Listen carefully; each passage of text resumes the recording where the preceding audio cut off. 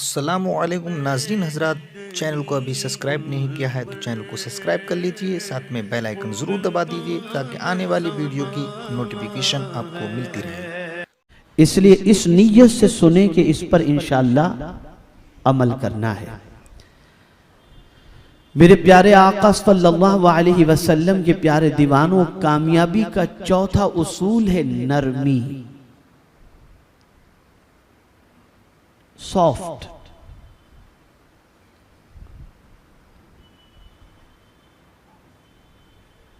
ये बात याद रखें कि नरमी में जो फायदा है वो सख्ती में अल्लाह ने नहीं रखा। बाज जगहों पर सख्ती की इजाजत जरूर है, जो हुदूद इलाही का मसला हो, हुदूद शरीयत का मामला हो, तो वहां पर सख्ती की इजाजत है, लेकिन वो सख्ती भी तामीर के लिए होती है और उसमें अल्लाह अज़्ज़ व जल्ल की इजाजत होती है। जहां तक अपनी जात का मामला हो, उसके अंदर अल्लाह अज़्ज़ व जल्ल और उसके प्यारे हबीब सल्लल्लाहु अलैहि वसल्लम ने नरमी की तालीम अता फरमाई है। और जो जितना बड़ा हो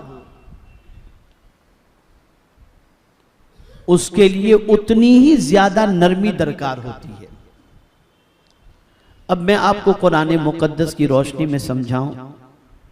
पहला सवाल तो आपसे मैं ये करना चाहूंगा कि सबसे बड़ा कौन है? जवाब दें, जोर से कहें। कौन है सबसे बड़ा? अल्लाह। सबसे बड़ा अल्लाह। वो कुदरत वाला है, वो ताकत वाला है, वो कहार भी है, वो जब्बार भी है। अब उसकी शान कुरान मुकद्दस के अंदर मुख्तलिफ तरीके से बयान की गई, और उसी शान के अंदर एक शान कुरान मुकद्दस में बयान की गई, अल्लाहु लतीफुम बिइबादिही यर्ज़ुक़ु मन यशा व हुवल क़वियुल अज़ीज़। अल्लाह बहुत मेहरबान है अपने बंदों पर। क्या है? बहुत मेहरबान है। अल्लाहु लतीफ, लतीफुम बिइबादिही। अल्लाह बहुत मेहरबान है अपने बंदों पर, रिस्क देता है जिसको चाहता है। यर्ज़ुक़ु मन यशा, जिसको चाहता है रिस्क देता है, और वही कवी और जबरदस्त है। यानी अब आयत का अंदाज देखें। पहले नरमी की बात हो रही है, अल्लाह बहुत मेहरबान है, और आयत के आखिर में कहा जा रहा है वहुवल क़वियुल अज़ीज़, और वही कुव्वत और ताकत वाला। मेरे प्यारे आका सल्लल्लाहु ताला अलैहि वसल्लम के प्यारे दीवानों, लतीफ किसे कहते हैं? लतीफ किसे कहते हैं? अल्लामा इब्ने मंजूर रहमतुल्लाह ताला अलैह ने लतीफ की तफसीर करते हुए फरमाया कि जिसमें तीन चीजें जमा हो उसे लतीफ कहते हैं। कितनी चीजें? बोलिए।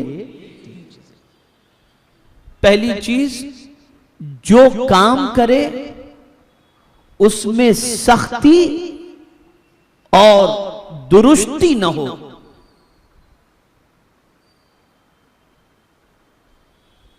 सख्ती न हो उसके अंदर, पहली चीज।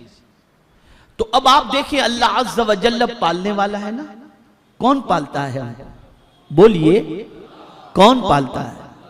तो जब पालने का तज़किरा उसका आता है तो कुर्बान जाइए, सूरह फातिहा की इब्तिदाई आयात में अल्लाह ने फरमाया अल्हम्दुलिल्लाहि रब्बिल आलमीन। उसके बाद बोलिए, क्या फरमाया? अर्रहमानिर रहीम। जिसे पालना है उसके लिए मेहरबानी जरूरी है। पालने वाला बगैर मेहरबानी के पाल ही नहीं सकता। मां भी अपने बच्चे को पालती है, डंडे लेकर दूध नहीं पिलाती, गोद में सीने से लगा करके दूध पिलाती है। पालना है ना, तो सख्ती नहीं है उधर।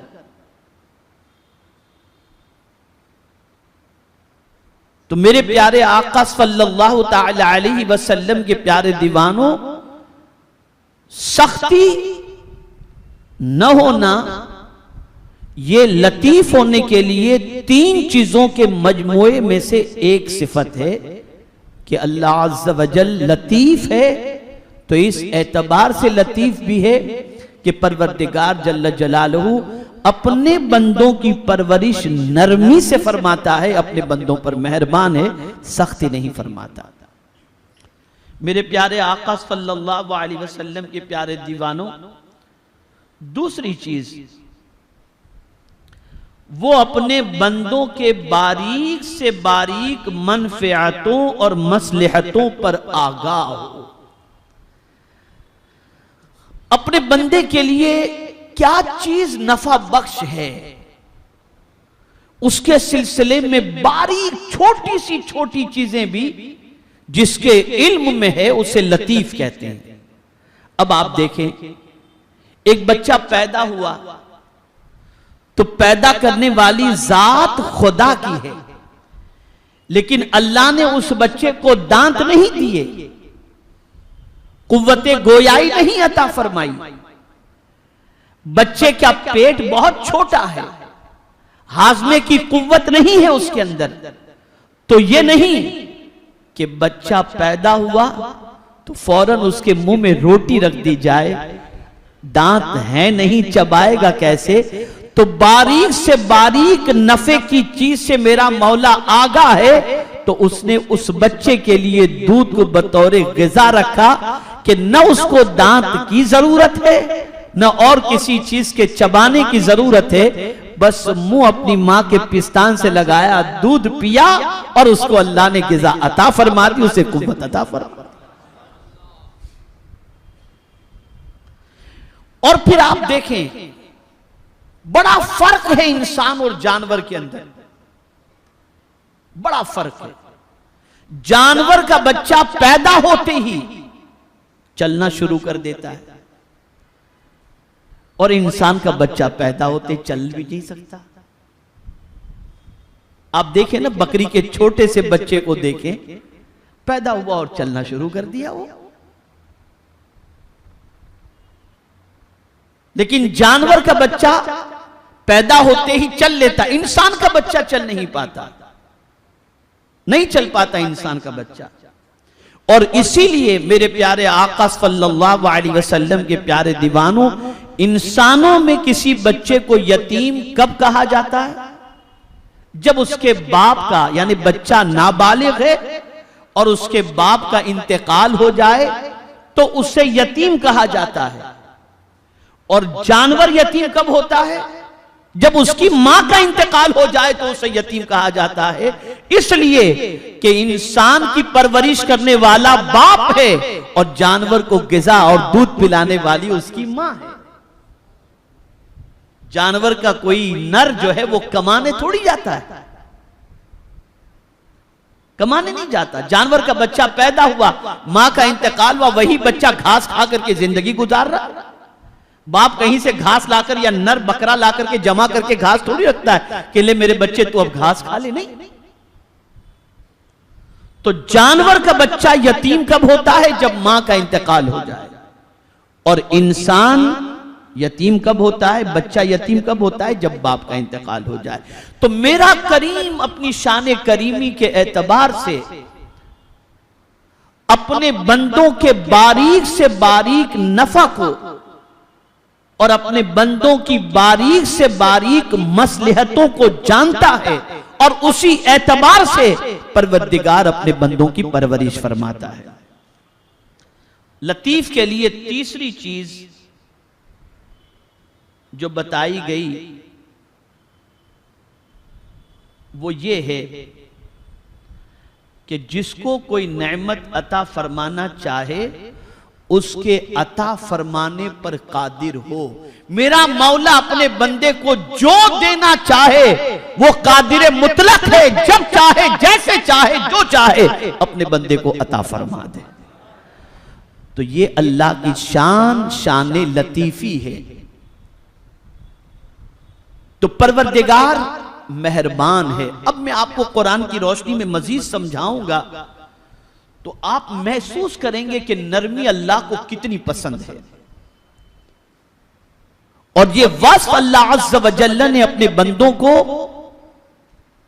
किस तरीके से इख्तियार करने का हुक्म भी दिया। कुरान कहता है वो अहसिन कमा अहसनल्लाहु इलैक, और एहसान करो जिस तरीके से अल्लाह ने तुम पर एहसान किया। लोगों पर एहसान करो जिस तरीके से अल्लाह अज़्ज़ व जल्ल ने तुम पर एहसान फरमाया। अब आप देख लें रोजे के मसले को। परवरदिगार जल्ल जलालहू ने फरमाया फमन शहीद मिनकुमुश-शहर फलयसुम, जो माह रमजान को पाए उसके रोजे रखे। लेकिन अगर कोई शख्स मरीज है, सफर में है, ज़ईफ है, तो परवरदिगार जल्ल जलालहू ने फरमाया वमन कान मिनकुम मरीदन औ अला सफरिन फइद्दतुम मिन अय्यामिन उखर, तो गिनती के दिन बाद में वो पूरे कर ले। यानी मर्ज के हालत के अंदर रोजा न रखे, सफर की हालत के अंदर रोजा न रखे। तो अब ये छूट दे करके अल्लाह अपनी शान खुद बयान कर रहा है, और क्या खूब बयान करता है। इरशाद फरमाता है युरीदुल्लाहु बिकुमुल युस्र वला युरीदु बिकुमुल उस्र, अल्लाह तुम्हारे लिए आसानी पसंद फरमाता है, सख्ती पसंद नहीं फरमाता। अल्लाह आसानी पसंद फरमाता है। अब वो अगर फरमा देता कि तुमने रोजे इस हाल में भी रखना है तो बंदे का क्या होता? नहीं, अल्लाह आसानी को पसंद फरमाता है, इसलिए फरमाया युरीदुल्लाहु बिकुमुल युस्र वला युरीदु बिकुमुल उस्र, अल्लाह तुम्हारे लिए आसानी को पसंद फरमाता है, सख्ती को नहीं। इसी तरीके से आप देखें कुरान मुकद्दस इतनी ताकत वाली और अजमत वाली किताब है कि इसकी कुव्वत का आलम यह है कि अल्लाह फरमाता है लौ अंज़लना हादल कुरआन अला जबल लरअयतहु खाशिअन मुतसद्दिअन मिन खशियतिल्लाह, अगर इस कुरान को पहाड़ पर नाजिल किया जाता तो खशियत रब्बानी की बुनियाद पर पहाड़ रेजा रेजा हो जाता। लेकिन अब ये आयत पढ़ने के बाद और सुनने के बाद बंदा ये सोचे कि कुरान तो बहुत सख्त किताब है, बहुत टफ किताब है। तो मेरे प्यारे आका सल्लल्लाहु ताला अलैहि वसल्लम के प्यारे दीवानों, अल्लाह अज़्ज़ व जल्ल ने इसकी वजाहत खुद फरमा दी और बड़ी प्यारी बात फरमाई। इरशाद फरमाया वलक़द यस्सरनल कुरआन लिज़्ज़िक्र फहल मिन मुद्दकिर, हमने कुरान याद करने के लिए आसान फरमा दिया, तो है कोई याद करने वाला? कुरान याद करने वाले के लिए, नसीहत कबूल करने वाले के लिए अल्लाह ने आसान फरमा दिया। है कोई इसे याद करने वाला? मैं आपको बताऊं मेरे प्यारे आका सल्लल्लाहु ताला अलैहि वसल्लम के प्यारे दीवानों, एक मीटिंग के अंदर हम मौजूद थे और एजुकेशनल बोर्ड की मीटिंग चल रही थी। उसमें हम भी थे, कुछ प्रोफेसर्स भी थे, और इसमें गुफ्तगू चली गरीब बच्चों के कुंद जहन होने की, कि मुसलमानों के जो बच्चे होते हैं, जो गरीब होते हैं, झोपड़े में रहते हैं, गुर्बत में जिंदगी गुजारते हैं, उनकी मेमोरी बड़ी वीक होती है। अब जब ये बात सामने रखी गई तो एक प्रोफेसर साहब ने बरजस्ता कहा कि नहीं, मैं इससे इत्तेफाक नहीं रखता। मुसलमान का गरीब बच्चा जितना ज़हीन होता है और जितनी मेमोरी उसकी अच्छी होती है, इतनी सरमाएदार बाप के बेटे की नहीं होती। तो मुझे थोड़ी सी तशवीश हुई, मुझे मतलब तजस्सुस हुआ थोड़ा सा। तो मैंने उनसे पूछा, मैंने कहा यार आप ये जो कह रहे हैं कि मुसलमान गरीब बच्चा जो है उसकी मेमोरी और याददाश्त अमीर बच्चों से अच्छी होती है, कोई दलील भी आपके पास? उन्होंने कहा हजरत ऐसी दलील है कि आप मुतमईन हो जाएंगे। मैंने कहा जी बताइए। कहा अच्छा हजरत ये मुझे बताइए कि मदरसे में जो बच्चे पढ़ते हैं ज्यादातर पढ़ने वाले बच्चे गरीब माँ बाप के होते हैं या अमीर माँ बाप के? मैंने कहा गरीब। कहा अच्छा हजरत एक सवाल आपसे और पूछता हूं, एक मदरसे में पढ़ने वाला बच्चा किस उम्र के अंदर पूरा कुरान मुकद्दस हिफ्ज कर लेता है? मैंने कहा अब तो दाखिले के ऊपर है कि बच्चे की, अगर बच्चे का एडमिशन 12 साल की उम्र में हुआ है और वो कुरान शरीफ पढ़ना जानता है तो बच्चा 14 साल की उम्र में, 15 साल की उम्र में, 9 साल की उम्र में पढ़ाई शुरू किया। बहुत सारे ऐसे बच्चे भी हैं जो घरों के अंदर पढ़ते हैं, माँ बाप पढ़ाते हैं या किसी हाफिज को रखकर पढ़ाते हैं या वो उनके माँ बाप हाफिज होते हैं तो 9-10 साल की उम्र के अंदर भी हाफिज बन जाते हैं। तो उन्होंने कहा हजरत एक सवाल मैं आपसे पूछना चाहता हूं कि जो किताब खुदा की है, जो किताब खुदा की है और इतनी ताकत वाली किताब के पहाड़ पर नाजिल की जाए तो पहाड़ रेजा रेजा हो जाए, अगर उस किताब को 3 साल के अंदर गरीब माँ बाप का बच्चा अपने सीने में महफूज कर सकता है तो बताइए उसके हिफ्ज और उसकी याददाश्त का आलम क्या होगा। और वही बच्चा केमिस्ट्री नहीं पढ़ पाता, मैथ्स नहीं पढ़ पाता, अलजेब्रा नहीं पढ़ पाता, साइंस नहीं पढ़ पाता, उसे स्कूल में डाल दीजिए तो कुछ नहीं पढ़ पाता। और बहुत सारे ऐसे बच्चे होते हैं जो स्कूल में कुछ नहीं पढ़ पाते, माँ बाप ले जाकर मदरसे में दाखिला दिला देते हैं और पता चलता है कि 8 साल के बाद बेहतरीन आलिम बनकर के निकल गया। तो सवाल ये पैदा होता है, ये याददाश्त अगर कोई कहे कि अमीरी की वजह से याददाश्त मिलती है तो नहीं, गरीबी की वजह से याददाश्त मिलती है, तो इसको ये समझना चाहिए अल्लाह अज़्ज़ व जल्ल ने ईमान की बुनियाद पर मुसलमानों को याददाश्त तो दी है, ताकत तो दी है, अब मुसलमान अगर इस्तेमाल करे तो अल्लाह अज़्ज़ व जल्ल उसे कामयाबी से हमकनार फरमा देता।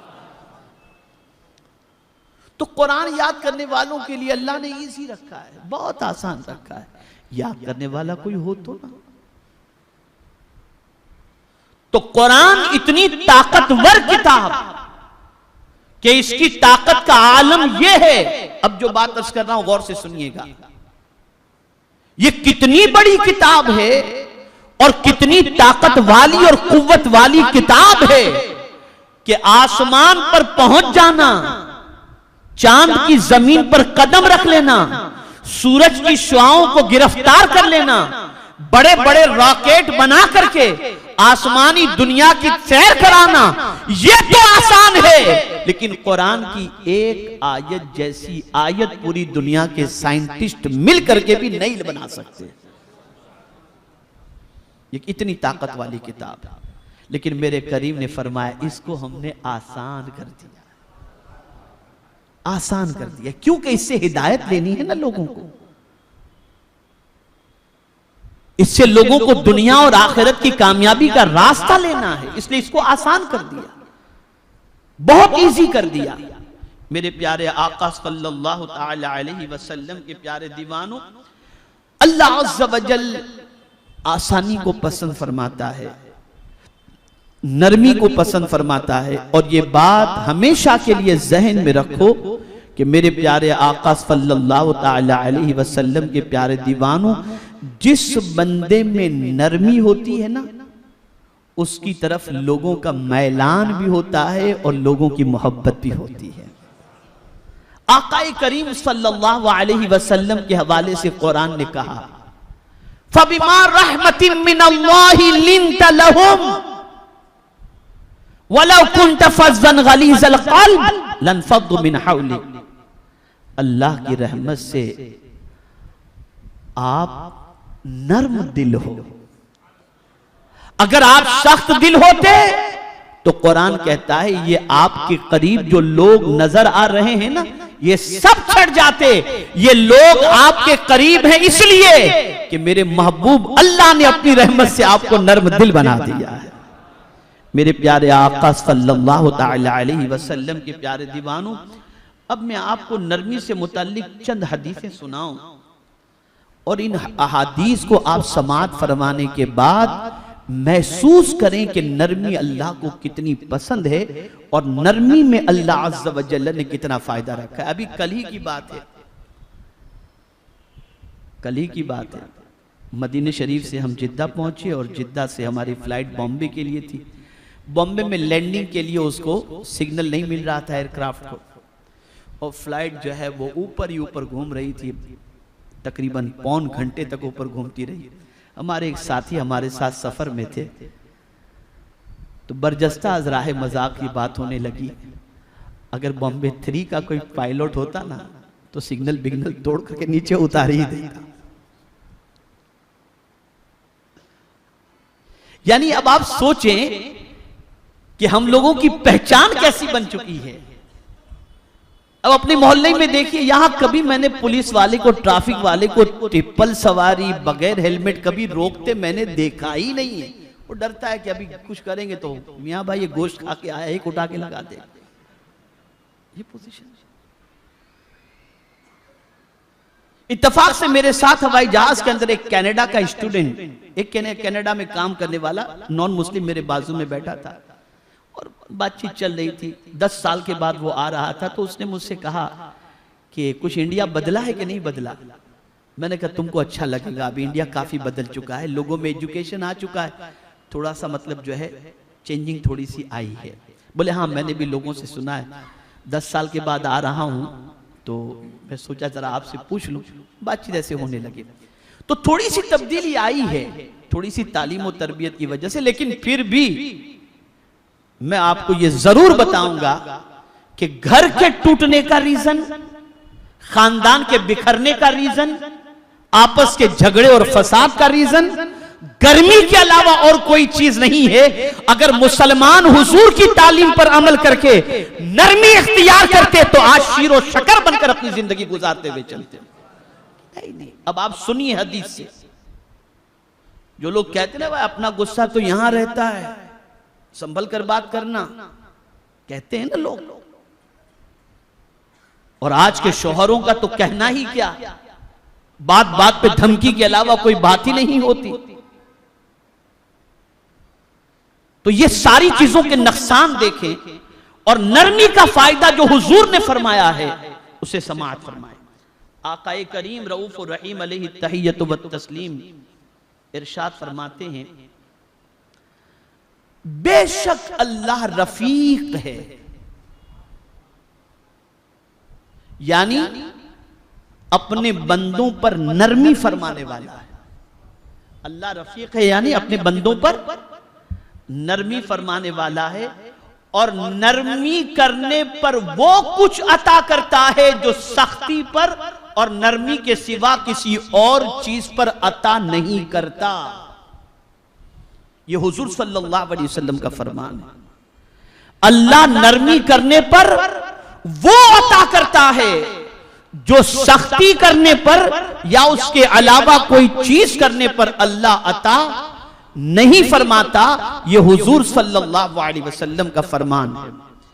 मेरे प्यारे आका सल्लल्लाहु ताला अलैहि वसल्लम के प्यारे दीवानों, आकाए करीम रऊफ रहीम अलैहि तहियत व तस्लीम ने उम्मुल मुमिनीन हजरत आयशा सिद्दीका रदियल्लाहु ताला अन्हा से इरशाद फरमाया, अपने ऊपर नरमी को लाजिम करो, अपने आप को दुरुस्त खुई और बेजा गुफ्तगू से दूर रखो, क्योंकि नरमी जिस चीज में भी हो उसको जीनत देती है और जिस चीज से निकल जाए उसको ऐबदार बना देती है।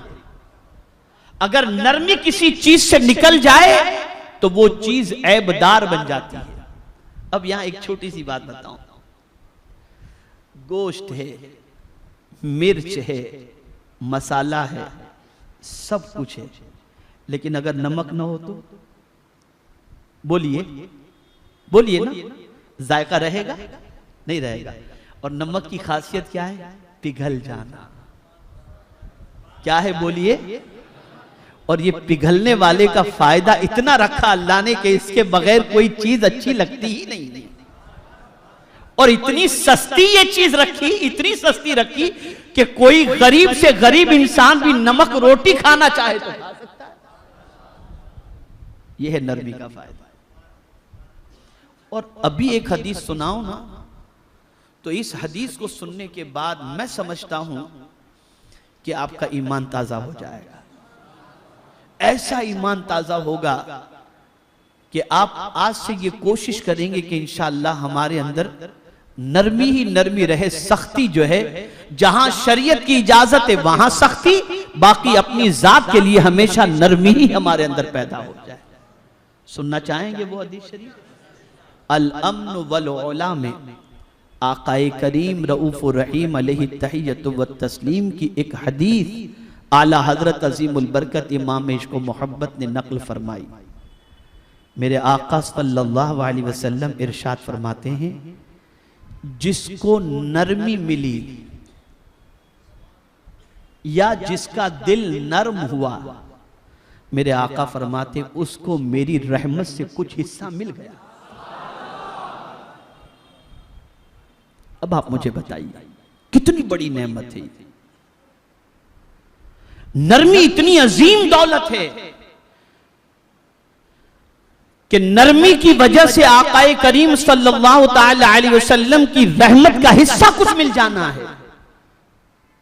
और इसीलिए आप देखें, अंबियाए किराम अलैहिमुस्सलातु वस्सलाम से लेकर सहाबाए किराम अलैहिमुर रिदवान तक, और सहाबा से लेकर ताबेईन, और ताबेईन से लेकर तबे ताबेईन तक, और जुमला औलिया की खासियत अगर आप देखेंगे और खूबी देखेंगे तो उनके यहां आपको नरमी बहुत ज्यादा मिलेगी, बेपनाह आपको नरमी मिलेगी। और यही नरमी और प्यार है जो बंदों को उनकी तरफ माइल कर देता है। मेरे प्यारे आका सल्लल्लाहु ताला अलैहि वसल्लम के प्यारे दीवानों, और अगर किसी के पास नरमी नहीं तो इसके सिलसिले में हुजूर का फरमान समाअत फरमाएं। आकाए करीम सल्लल्लाहु अलैहि वसल्लम इरशाद फरमाते हैं, जो शख्स लुत्फ और नरमी से महरूम है वो हर नेकी से महरूम कर दिया जाता है। हर नेकी से महरूम कर दिया। यहां पर हमारे तलबा भी मौजूद हैं जामिया के, और मुबल्लिगीन भी हैं। मैं उनसे खास तौर पर अर्ज करूंगा कि साथियों में आपस में नरमी के साथ रहना ये सहाबा की सुन्नत है, बल्कि कुरान ने सहाबा की खुसूसियत ये बयान फरमाई। मुहम्मदुर रसूलुल्लाह वल्लज़ीना मअहू अशिद्दाउ अलल कुफ़्फ़ार रुहमाउ बैनहुम, रुहमाउ बैनहुम। आपस में ये सहाबा कैसे नर्म हैं, आपस में रहीम है, एक दूसरे पर मेहरबानी करने वाले हैं, एक आपस के अंदर एक दूसरे के लिए मेहरबानी करने वाले हैं, नरमी करने वाले हैं। कोई साथ यानी आप ना करो मैं कर लेता हूं, एक दूसरे के लिए कुर्बानी देने वाले।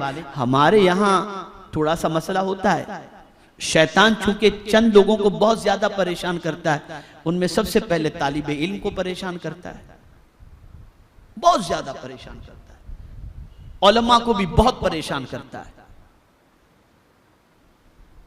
और अल्लाह जिसे बचा ले वही बच पाता है, वरना पहुंचाता गौसे पाक को भी परेशान करने के लिए, गौसे पाक को भी परेशान करने के लिए पहुंचाता। सैयदना गौसे पाक रज़ी अल्लाह तआला अन्हु ने देखा कि तख्त पर सवार, कुछ नूरानी तख्त है और उस पर सवार होकर कोई आसमान में उड़ रहा है, वहां से आवाज आ रही है, अब्दुल कादिर तुम पर नमाज माफ कर दी गई। सैयदना गौसे पाक रज़ी अल्लाह तआला अन्हु ने दिल में ख्याल पैदा किया कि जब नबियों पर माफ नहीं थी तो अब्दुल कादिर पर माफ कैसे हो गई, यकीनन ये शैतान होगा। तो कहा ला हौला वला कुव्वता इल्ला बिल्लाहिल अलील अज़ीम। इतना कहना था कि वो तख्त जला और नीचे आया तो बरजस्ता उससे आवाज आई, अब्दुल कादिर तुम्हारे इल्म ने तुम्हें बचा लिया।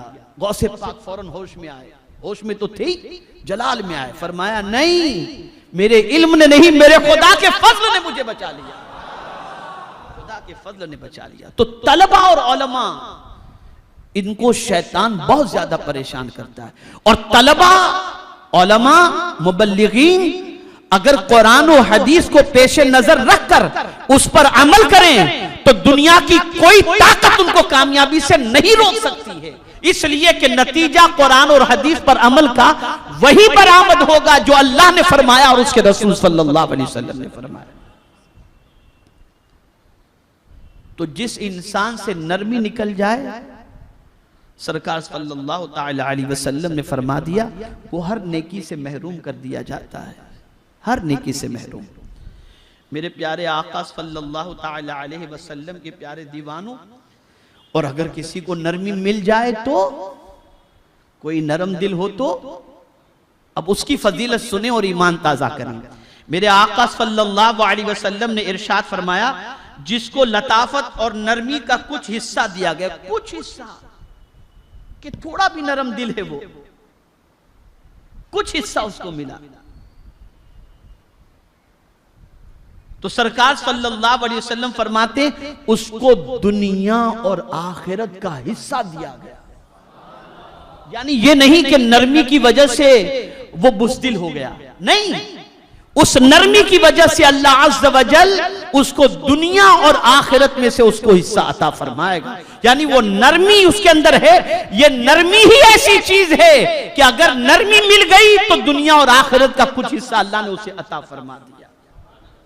मेरे प्यारे आका सल्लल्लाहु ताला अलैहि वसल्लम के प्यारे दीवानों, इस सिलसिले में कई अहादीस हैं, लेकिन मैं आपको मेरे प्यारे आका सल्लल्लाहु अलैहि वसल्लम के प्यारे दीवानों एक हदीस आपको सुना दूं, और मैं समझता हूं कि ये हदीस भी आप दिल के अंदर महफूज कर लें, और दिल में महफूज करने के बाद अपनी जिंदगी में इसके नफाज की कोशिश करें। आका करीम सल्लल्लाहु ताला अलैहि वसल्लम ने इरशाद फरमाया, क्या मैं तुम्हें खबर न दूं कि किस शख्स पर दोज़ख की आग हराम है। सरकार ने सहाबा से फरमाया, क्या मैं तुम्हें खबर न दूं कि किस शख्स पर दोज़ख की आग हराम है, और दोज़ख की आग किस शख्स पर हराम है, यानी दोज़ख पर और दोज़ख किसी पर, दोनों चीजें। दोज़ख की आग उस शख्स पर हराम और वो शख्स भी दोज़ख की आग पर हराम, दोनों। आग उसको नहीं जला सकती, वो आग में नहीं जा सकता। सरकार ने सहाबा से फरमाया, क्या तुम्हें मैं न बताऊं कि दोज़ख की आग उस पर हराम और वो दोज़ख की आग पर हराम, मैं न बताऊं? सहाबा ने कहा जरूर, अर्ज़ कर इरशाद फरमाएं। तो मेरे आका सल्लल्लाहु ताला अलैहि वसल्लम ने इरशाद फरमाया, हर एक नर्म और मुतवाज़े करीब व सहल वाले पर हराम है, यानी आहिस्ता रवी वाले पर। ऐसा शख्स जो नर्म हो, नर्म दिल हो और तकब्बुर न करता हो, आजिज़ी इख्तियार करता हो और उसके अखलाक भी नर्म हो, मेरे आका सल्लल्लाहु ताला अलैहि वसल्लम ने फरमाया उस पर दोज़ख भी हराम और वो दोज़ख पर भी हराम। और यहां तो कहते हैं भाई गाली न बोलोगे तो काम नहीं चलेगा, गुस्सा न दिखाओ तो काम नहीं चलेगा, तेवरी न चढ़ाओ तो काम नहीं चलेगा। आज मुसलमान की तबाही का सबसे बड़ा सबब यही है कि मुसलमान जो तबीयत को समझ में बात आती है वो करता रहता है, और जो अल्लाह और उसके रसूल जल्ल जलालुहु व सल्लल्लाहु अलैहि वसल्लम ने फरमाया उस पर अमल करने के लिए मुसलमान गुरेज करता है, उससे किनारा कशी इख्तियार करता है।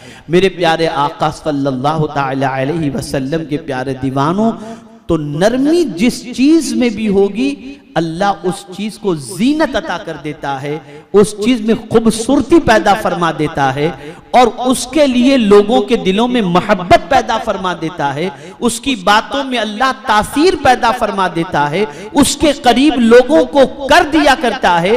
और जिसे नरमी मिल गई अल्लाह के रसूल की रहमत का उसे हिस्सा मिल गया, और नरमी अल्लाह को पसंद है, और नरमी अल्लाह अज़्ज़ व जल्ल की सुन्नत में से एक सुन्नत भी है। है। मेरे प्यारे आका सल्लल्लाहु तआला अलैहि वसल्लम के प्यारे दीवानों, यहाँ फिर एक बात मैं अर्ज कर दूं कि आप याद रखें कि जहाँ बच्चा नरमी से न संवरता हो तो उस बच्चे के लिए माँ बाप को सख्ती का भी हुक्म दिया गया, उसके सुधार के लिए, उसकी तामीर के लिए, उसकी जिंदगी संवारने के लिए। उस्ताद के लिए भी नरमी का हुक्म है शागिर्द के लिए, लेकिन शागिर्द सबक याद नहीं करता तो उसके भले के लिए सख्ती करने का हुक्म है। लेकिन यहाँ याद रखें कि सख्ती करने वाला जब किसी पर सख्ती करे, गौर से सुनिएगा जो बात मैं अर्ज करने जा रहा हूं, सख्ती किसे कब इजाजत है सख्ती की? सख्ती करने वाला अगर किसी पर सख्ती करे तो उस सख्ती से उसका अपना कोई जाती फायदा न हो, बल्कि फायदा सिर्फ और सिर्फ जिस पर सख्ती की जा रही है उसका हो। उस्ताद शागिर्द पर सख्ती करता है ताकि सबक याद करे और वो कामयाब हो जाए। बाप औलाद पर सख्ती करता है ताकि बच्चा सख्ती की वजह से सही रास्ते पर चले और उसका मुस्तकबिल ताबनाक हो जाए। मेरे प्यारे आका सल्लल्लाहु तआला अलैहि वसल्लम के प्यारे दीवानों, न इसमें बाप अपना फायदा सोचता है, न इसके अंदर उस्ताद अपना फायदा सोचते हैं। और जो बच्चा उस्ताद और माँ बाप की सख्ती को कबूल कर ले और अपने फायदे को सामने रखे और सख्ती को बर्दाश्त कर ले, वो संवर जाता है और कामयाब हो जाता है। कामयाब लोगों की जिंदगी अगर पढ़ोगे तो आपको यही मिलेगा, मेरे उस्ताद बहुत सख्त थे यार, लेकिन मैं उनकी बात माना, उनके डर से पढ़ा तो आज मेरी जिंदगी संवर गई। ये बहुत सारे शागिर्द कहते हुए नजर आएंगे, यार मेरे अब्बा बहुत सख्त थे, ऐसे जाने नहीं देते थे, किसी से दोस्ती करने नहीं देते थे, आज मैं कुछ जो कुछ भी सुधरा हुआ हूं ये मेरे बाप की मेहरबानी और सख्ती का नतीजा है। तो ऐसी जगह पर सख्ती, मुख्तसर आप समझ लें, सख्ती की इजाजत कहां है? जिस पर सख्ती की जा रही है उसका फायदा मकसूद हो, सख्ती करने वाले का अपना कोई फायदा उसमें न हो। ये ज़हन में रखें। अपनी ताकत दिखाने के लिए सख्ती नहीं, अपनी कुव्वत दिखाने के लिए सख्ती नहीं, तो अब क्या करना चाहिए? वहां नरमी ही नरमी इख्तियार करना चाहिए। जिसमें नरमी होगी उसमें बरकत होगी। मैं ये समझता हूं बड़ी मेहनतों के साथ मैं कामयाबी के इन उसूल को तलाश करके आपके गोश गुजार कर रहा हूं, ताकि इस पर अमल करें और अमल करने के बाद अपनी जिंदगी को कामयाब बनाने की कोशिश करें और दुनिया और आखिरत को संवारें। मेरे प्यारे आका सल्लल्लाहु तआला अलैहि वसल्लम के प्यारे दीवानों, इसी तरीके से एक और बात भी अर्ज कर दो। हमारे एक साथी हैं और बहुत सारे ऐसे साथी हैं जिनकी पोजीशन ऐसी होती है, किसी के साथ तिजारत करते हैं और तिजारत के बाद कुछ लोग अपनी रकम, सामने वाले की रकम ले लेते हैं। अब देखिए यहां भी आप सख्ती की आपको इजाजत इस एतबार से होगी कि अगर वो रकम आपकी ले लिया, आप सख्ती से वसूल नहीं करेंगे तो हो सकता है कि इस रकम के लेने की वजह से उसकी कयामत में सारी नेकियां जो है वो आपको मिल जाए और वो मुफलिस हो जाए, और रकम अगर वो लौटा दे आपकी सख्ती की बुनियाद पर तो वो कयामत की जवाबदेही से बच जाए। तो ऐसे बाज मामला के अंदर हमारी नीयतें भी अगर हम दुरुस्त कर लें तो उस एतबार से भी अल्लाह अज़्ज़ व जल्ल हमें फायदा अता फरमाएगा। तो याद रखें, सख्ती की जहां शरीयत ने इजाजत दी है वहां सख्ती, और जहां नरमी की इजाजत है वहां नरमी इख्तियार करना चाहिए। नरमी में अल्लाह ने खैर रखी है, नरमी में अल्लाह ने बरकतें रखी हैं, नरमी में अल्लाह अज़्ज़ व जल्ल ने फायदा रखा है। और मेरे आका सल्लल्लाहु अलैहि वसल्लम तो ऐसी नर्म तबीयत के मालिक थे, ऐसी नर्म तबीयत के मालिक थे कि जान के दुश्मनों को भी मुस्तफ़ा माफ करते नजर आ रहे हैं। उनसे ज्यादा नरमी वाला अल्लाह ने किसी को पैदा किया ही नहीं। बहुत नर्म, दुश्मनों की तकलीफ जो गवारा न कर सके। मस्जिद नबवी शरीफ में जंगे बद्र के कैदियों को जब बांधा गया था, जो हुजूर सल्लल्लाहु अलैहि वसल्लम को शहीद करने आए थे, और जब वो कैद किए गए, शिकस्त खाए और कैद किए गए, और मस्जिद नबवी शरीफ में जब उनको बांधा गया तो चूंकि हुजूर सल्लल्लाहु अलैहि वसल्लम का दौलत कदा मस्जिद नबवी शरीफ से लग करके, तो रात को ये बंधे हुए थे, सरकार रात को अपने कमरे में थे। अल्लाह अल्लाह, अचानक रात को कैदियों की कर्राहने की आवाज आई। उफ, मेरे आका सो न सके, उठे, साहबा से फरमाया कैदियों की रस्सी को ढीली कर दो, इसलिए कि कैदियों की कर्राहने की आवाज से मुझे नींद नहीं आती है। ये जान के दुश्मनों के साथ नरमी का मामला, ये नरमी का मामला। मेरे प्यारे आका सल्लल्लाहु ताला अलैहि वसल्लम के प्यारे दीवानों, रसूल आजम सल्लल्लाहु ताला अलैहि वसल्लम खाने काबा के सामने नमाज अदा कर रहे हैं और पुश्ते रसूल सल्लल्लाहु अलैहि वसल्लम पर ओजड़ी रख दी जाती है। नन्ही सी खातून जन्नत रदी अल्लाह ताला अन्हा तशरीफ लाती है, देखा, हटाया, रोई। सरकार सल्लल्लाहु ताला अलैहि वसल्लम के इस हाल को देखकर और मेरे आका सल्लल्लाहु अलैहि वसल्लम को सताने वालों के लिए अपने होंठ से कुछ बद्दुआ के कलिमात निकालना ही चाहती थी कि सरकार सल्लल्लाहु अलैहि वसल्लम ने उनके होंठ पर अपना हाथ रख दिया और इरशाद फरमाया, फातिमा ऐसा न कहो, हो सकता है कि इन सताने वालों में से ही कोई ऐसा आ जाए जो इस्लाम कबूल करके अल्लाह के दीन को फैलाने वाला बन जाए। मैं लोगों के लिए रहमत बन करके आया हूँ, जहमत बन करके नहीं आया। ये शान थी मेरे मुस्तफ़ा सल्लल्लाहु अलैहि वसल्लम, ये शान थी। तो मेरे प्यारे आका सल्लल्लाहु अलैहि वसल्लम के प्यारे दीवानों, आज कामयाबी का चौथा उसूल आपने समाअत फरमाया। मैं गुजारिश करूंगा कि आप आते रहें। मैंने आज क्या किया, मैंने ये कोशिश की कि थोड़ा सा जज्बा आपका बेदार हो, ज़ौक़े सेमा जो है आपका जागे, यानी आपको सुनने का शौक़ पैदा हुआ। तो चूँकि सैयदना उस्मान गनी रदी अल्लाहुल मौला तबारक व तआला अन्हु का आज यौम शहादत है और उनकी बारगाह में खराज अकीदत भी पेश करना था, तो मैंने बुलबुल बाग़ मदीना से कहा कि आज शुरू में आप उस्मान गनी रदी अल्लाह तआला अन्हु की बारगाह में खराज अकीदत पेश करें, ताकि ताख़ीर से आने वाले ये सोचें कि यार हम लेट हो गए, हमें हज़रत उस्मान गनी के सिलसिले में सुनने का मौका न मिला। मुझे कभी कभी लोगों पर हैरत होती है, और ख़ास तौर पर घर में बैठ करके बहुत सारे मर्द हजरात जो सुनते हैं, हज़ारों घरों के अंदर माइक कनेक्शन है, लोग घरों में बैठ करके सुनते हैं, और इस मोहल्ले वाले तो खास करके सुनते रहते हैं, घर में ही बैठ के सुनते हैं। तो पता नहीं कौन सी चीज उनको इस महफिल में आने से रोकती है, और कौन सी चीज हफ्ते में 2 घंटे सीखने, सुनाने और सुनने के लिए रोकती है। क्यों नहीं आता? आपको हैरत होगी, मैं डोमेस्टिक एयरपोर्ट पर किसी शहर के सफर के लिए मैं पहुंचा, तो मेरे बैग के अंदर इत्तेफाक से आईपैड बहुत नया नया निकला होगा या शायद नहीं निकला होगा। उससे पहले मेरी बैग के अंदर मैं ज्यादातर किताबें रखता था। तो सिक्योरिटी के अंदर जब मैंने स्क्रीन के लिए मेरा बैग डाला तो उसमें इत्र की बोतल थी, तो वो उनको उसमें नजर आ गई, उन्होंने बैग खुलवाई। नॉन मुस्लिम ऑफिसर था। मैंने बैग ओपन की तो उसमें चंद किताबें थी। उसने देखा तो उसने मुझसे सवाल किया कि मौलाना आप मुकल्लिद हैं ना? मैंने कहा हाँ मैं मुकल्लिद हूँ। तो चलिए अच्छा है, चारों इमाम के बरहक होने पर आपका यकीन है। मुझे हैरत हुई, मैंने कहा नॉन मुस्लिम चारों इमाम की बात और फिर जो है कयास, इज्तिहाद और इस किस्म की बातें करने लगा, तो मुझे ताज्जुब हुआ कि नॉन मुस्लिम और इतना सारा इस्लाम के बारे में वो जानता है कि जो टेक्निकल बोली है, दरसगाह के उलमा जो बोली समझते हैं और बोलते हैं, ये एक आम ऑफिसर ये बातें बोल रहा है। तो मैंने कुछ बातें उसको बताई, अच्छी तरीके से उसने मुलाकात की और उसके बाद फिर उसने कहा ठीक है आप जाएं, और फिर मैं चला गया। लेकिन वो चीज़ सफ़र भर मेरे दिमाग पर गर्दिश करती रही।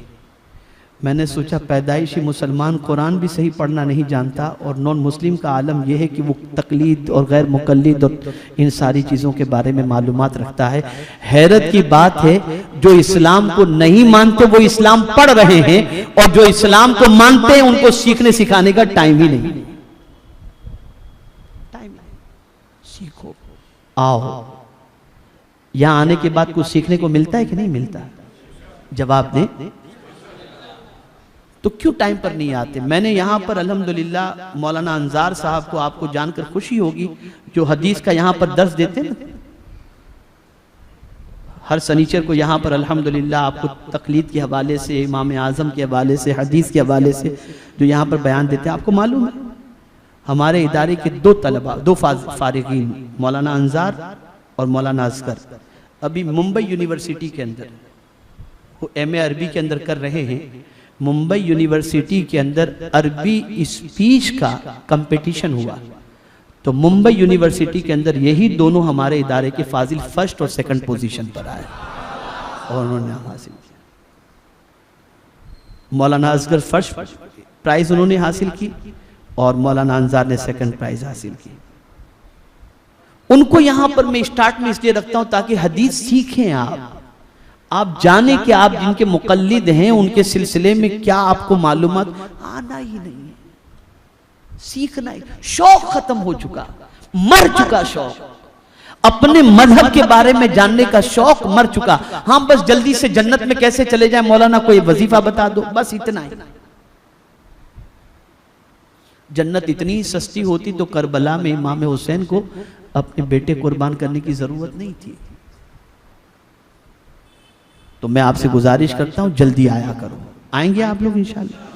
आओ, सीखो। बल्कि आपको बता दूं कि आप जितने कदम चढ़ करके आओगे और पैर अगर गर्द आलूद हुए, हुजूर फरमाते हैं उन पैरों को जहन्नम की आग नहीं जला सकती जो कदम इल्म के हुसूल के लिए घर से निकलते हैं।